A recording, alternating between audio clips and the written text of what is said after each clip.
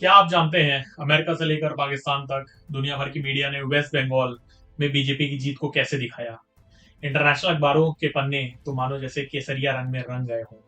जब हाल ही में हुए 4 राज्यों और एक केंद्र शासित प्रदेश के चुनाव के नतीजे सामने आए 4 मई को, तो उसमें सबसे ज्यादा चर्चा रही प्रधानमंत्री नरेंद्र मोदी के नेतृत्व वाली बीजेपी की, क्योंकि पश्चिम बंगाल में इतनी बड़ी जीत कभी भी बीजेपी को नहीं मिली थी। चुनाव आयोग के अनुसार 294 सीटों में से 206 सीटें जीतकर बीजेपी ने बहुत बड़ी बहुमत हासिल की है। यह नतीजा राज्य की राजनीति में बड़ा बदलाव माना गया है, क्योंकि इससे तृणमूल कांग्रेस का लंबे समय का वर्चस्व खत्म हो गया। लेकिन आज हम बात तृणमूल कांग्रेस या बीजेपी की नहीं कर रहे हैं। आज हम उस नरेटिव की बात कर रहे हैं जो इंटरनेशनल मीडिया सेट करता है रिगार्डिंग इंडिया का इमेज ऑन ग्लोबल प्लेटफॉर्म और इंडिया की जो करंट गवर्नमेंट है उसका। तो इसी चरण में हम आगे बढ़ेंगे और समझेंगे कि कैसे लंदन से न्यूयॉर्क तक और इस्लामाबाद से ढाका तक हर जगह इस खबर को प्रमुखता मिली है। साथ ही तमिलनाडु में जो सुपरस्टार जोसेफ सी विजय की नई पार्टी टीवीके की सफलता की चर्चा हुई है उस पर भी रोशनी डालेंगे।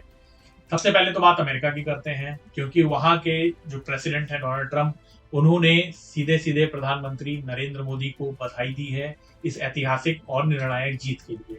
और इसके बारे में अपडेट वहां के स्पोक्स पर्सन, व्हाइट हाउस के स्पोक्स पर्सन कुश देसाई ने किया है। लेकिन यूएसए का ही न्यूज़पेपर न्यूयॉर्क टाइम्स ने बंगाल में बीजेपी की जीत को हिंदू राष्ट्रवाद के विस्तार के रूप में पेश किया, जो इसके कंप्लीटली एंटी बीजेपी आउटलुक को प्रेजेंट करता है। इस अखबार ने मोदी के हिंदू राष्ट्रवादियों द्वारा पश्चिम बंगाल की जीत को लेकर अपनी असहमति और आलोचनात्मक नजरिया जाहिर किया। अखबार ने इस जीत को प्रधानमंत्री नरेंद्र मोदी की कथित हिंदू प्रथम, हिंदू फर्स्ट राजनीति को बढ़ावा देने वाला बताया। अखबार ने SIR systemic intensive revision SIR process को एक तरह की चुनावी रणनीति के रूप में भी पेश किया। और न्यूयॉर्क टाइम्स ने मुख्य चुनाव आयुक्त यानी कि chief election commissioner Gyanesh Kumar की निष्पक्षता पर भी सवाल उठाए। इसने साथ ही में तमिलनाडु में जोसेफ सी विजय की जीत को सबसे बड़ा सरप्राइज बताया भारत की पॉलिटिक्स का। इसी के बाद यूएसए का एक और अखबार है वॉशिंगटन पोस्ट। वॉशिंगटन पोस्ट ने लिखा कि यह जीत प्रधानमंत्री मोदी की स्थिति को और मजबूत करेगी। 2024 के बाद जहां उन्हें सहयोगियों पर निर्भर रहना पड़ा था, अब इस जीत के बाद उनकी पकड़ को और मजबूती मिलेगी। इसके बाद अगर मैं बीबीसी की बात करूं, जो कि ग्रेट ब्रिटेन का प्रमुख पेपर है, न्यूज़पेपर है, तो ब्रिटेन की बीबीसी लिखती है कि बीजेपी ने बंगाल जैसे कठिन राजनीतिक क्षेत्र में जीत हासिल की है। रिपोर्ट के अनुसार यह मोदी के 12 साल के शासन की सबसे बड़ी उपलब्धियों में से एक है। इसी के बाद ब्रिटेन का एक और द गार्जियन न्यूज़पेपर की अगर मैं बात करूं, वो लिखते हैं कि बंगाल बड़े लंबे समय तक विपक्ष का मजबूत गढ़ था, लेकिन अब बीजेपी ने वहां भी जीत हासिल कर ली है। द गार्जियन की रिपोर्ट के अनुसार पश्चिम बंगाल में यह जीत, जो लंबे समय से बीजेपी की एक बड़ी राजनीतिक आकांक्षा थी और भारत में राज्य और केंद्र दोनों सरकारों पर इस हिंदू राष्ट्रवादी पार्टी के नियंत्रण को और मजबूत करती है, जैसे जैसे यह देश के पूर्वी हिस्से में अपना प्रभाव बढ़ा रही है। तो ये यह दिखाता है कि द गार्जियन जो है वो कहीं ना कहीं नेगेटिव शेड में इस गवर्नमेंट के अचीवमेंट्स को दिखाता है और कहीं ना कहीं वो इन्फ्लुएंस करता है नरेटिव, ठीक है, अगेंस्ट द गवर्नमेंट। 2014 में नरेंद्र मोदी के प्रधानमंत्री बनने के बाद से राजनीति पर बीजेपी का वर्चस्व और उसके पॉलिटिकल एजेंडे की पहुंच बढ़ती जा रही है, जो भारत को एक धर्मनिरपेक्ष देश के बजाय एक हिंदू देश के रूप में बदलने की कोशिश कर रहा है, ऐसा द गार्जियन न्यूज़पेपर लिखता है। अब आप ही सोचिए, क्या द गार्जियन सही लिख रहा है?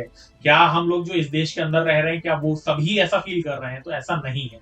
कहीं ना कहीं ये एक इन्फ्लुएंस्ड जर्नलिज्म है। और साथ ही में द गार्जियन ये भी लिखता है कि विपक्ष भी अपनी आपसी लड़ाई और मतभेदों के कारण टूटा हुआ और बटा हुआ नजर आ रहा है।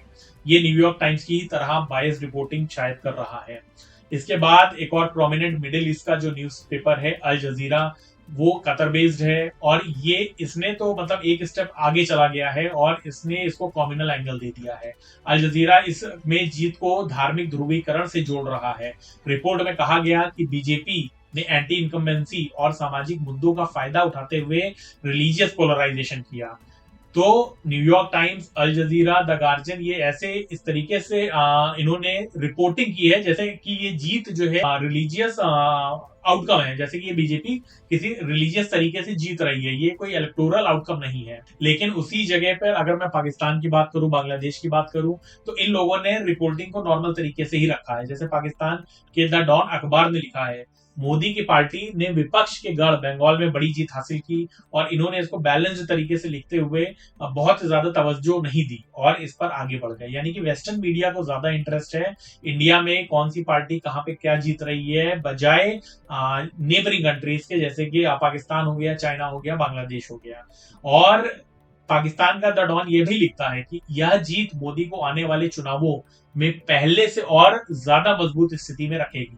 इसी जगह अगर मैं बांग्लादेश की बात करूं, तो बांग्लादेश के द डेली स्टार की रिपोर्ट में कहा गया है कि इन नतीजों से नरेंद्र मोदी की स्थिति और मजबूत होगी, जबकि वह हाई अनएम्प्लॉयमेंट रेट और इंडिया यूएसए के जो बायलेटरल ट्रेड है उसमें उनको हो सकता है कि फर्दर चैलेंज जो सामना कर रहे थे, चैलेंजेस आ रहे थे, उसको एड्रेस करने में मदद मिले, बिकॉज उनको कॉन्फिडेंस आया है, ठीक है, कि पार्टी, रूलिंग पार्टी जो है वो लॉन्ग टाइम तक सस्टेन करेगी, क्योंकि आज ये 21 राज्यों में अपनी सरकार चला रही है एनडीए गठबंधन के तहत। और इसके बाद अगर आगे की बात करता हूं, तो यहाँ पर इसके और भी मायने हैं, जैसे कि बांग्लादेश में जो state minister of foreign affairs हैं, शमा उबैद इस्लाम, उन्होंने कहा है कि इन चुनावी नतीजों का भारत के प्रति बांग्लादेश की विदेश नीति पर कोई असर नहीं पड़ेगा। तो ये तो साफ हो गया है कि वेस्ट बंगाल में बीजेपी की जीत सिर्फ भारत की खबर नहीं रही, बल्कि पूरी दुनिया में इसकी चर्चा हुई है। इंटरनेशनल मीडिया ने इसे एक बड़े राजनीतिक बदलाव के रूप में देखा है। आप क्या सोचते हैं, कमेंट में जरूर बताएं, और पसंद आया हो तो इसको शेयर और सब्सक्राइब करें। धन्यवाद।